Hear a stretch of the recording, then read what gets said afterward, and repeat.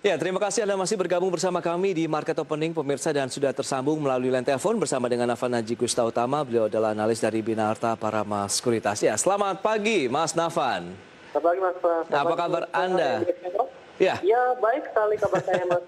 Ya, luar biasa juga menatap tahun 2021 dengan optimisme nampaknya untuk pergerakan pasar modal. Tadi pas saat opening sudah kembali lagi bertahan di zona positif ya. Bagaimana analisis Anda begitu? Apakah ini menjadi pijakan yang kuat, menjadi pondasi yang menarik begitu untuk dicermati di awal tahun 2021? Ya, memang kalau kita akui bahwasannya kalau di bulan Januari memang akan dihubungkan sekali dengan adanya fenomena January effect begitu ya. Sehingga dengan demikian maka dari itu semestinya pada bulan Januari ini pergerakan IHSG pun akan berpotensi mengalami apresiasi gitu, karena kalau kita melihat misalkan dari sentimen-sentimen yang bisa dihubungkan, kalau menurut saya memang hal ini juga merupakan momen yang tepat gitu ya bagi awal tahun ini dalam rangka penyambutan berkaitan dengan recovery perekonomian domestik khususnya maupun juga recovery perekonomian global pada umumnya. Dan juga di sisi lain kalau misalkan jika kita melihat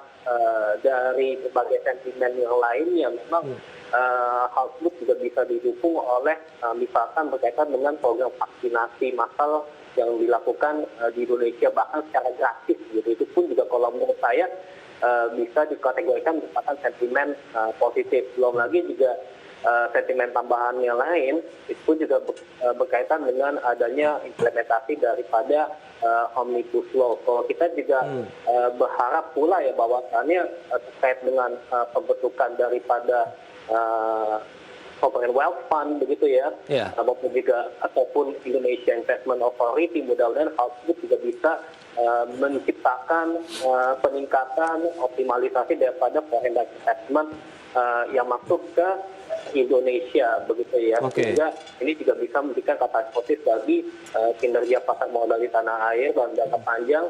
Dan juga yang paling esensial, misalkan kalau kita dari data makroekonomi untuk saat ini terindikasi bahwasannya kinerja PMI manufacturer di Indonesia itu menunjukkan hasil yang sangat ekspansif ya, yakni di angka 51,3 dari sebelumnya di kisaran 50,6.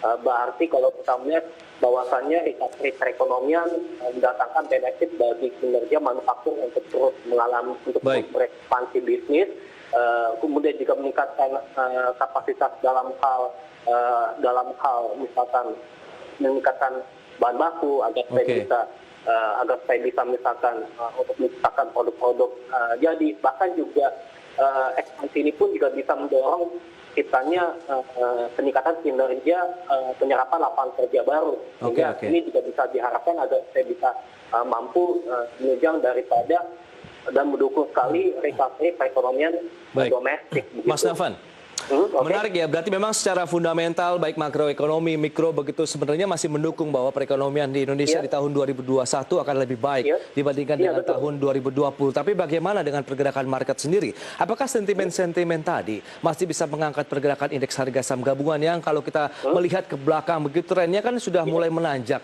di bulan Maret 2020 sampai dengan akhir tahun, tapi di penghujung tahun 2020 kemarin terkena aksi profit taking dan nampaknya hari ini pun masih ada sedikit yang mencoba merealisasikan keuntungan yang dimiliki oleh para investor maupun traders. Bagaimana Anda melihat pergerakan indeks di sepanjang hari ini, paling tidak pada minggu pertama tahun 2021?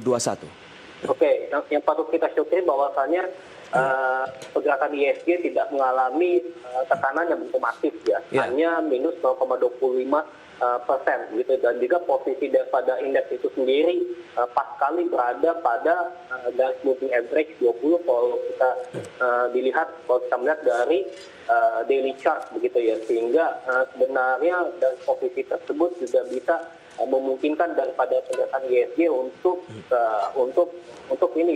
mengalami sentimen positif lagi atau satu apresiasi lagi begitu ya. Kalau menurut saya memang hal pun juga memang sentimen negatif yang bisa saja menghambat daripada kinerja pertumbuhan IHSG yang optimal pada bulan Januari ini.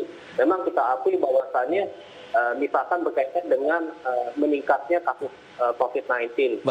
Kalau kita naik pun juga sudah mencapai 8.000, dan itu pun juga kalau kita melihat dari perkembangan penerapan PSBB misalkan itu di DKI Jakarta saja memperpanjang berlaku PSBB transisi menjadi 17 Januari begitu ya kalau yang saya ingat. Dan memang hal tersebut merupakan sentimen yang bisa menghambat daripada kinerja pertumbuhan ISG yang lebih optimal. Tapi kita juga berharap misalkan program vaksinasi di tanah air itu juga bisa berjalan dengan lancar begitu ya. Okay. Karena memang tantangannya kalau misalkan kita akui ya bahwasanya misalkan kalau kita sebagai negara emerging market tentunya kita juga harus meningkatkan optimalisasi daripada penyebaran infrastruktur vaksinasi secara dalam skala kepulauan gitu ya. Baik, Mas Nafan. Gitu. Kita akan jeda dulu sebentar, nanti di segmen berikutnya kita akan bahas kembali begitu, ada sejumlah informasi juga akan kita sampaikan ya terkait bagaimana ada beberapa poin sebenarnya yang bisa dicermati di tahun 2021. Mas Nafan, kita akan jeda dulu sebentar dan pemirsa kami akan segera kembali usai jeda berikut ini.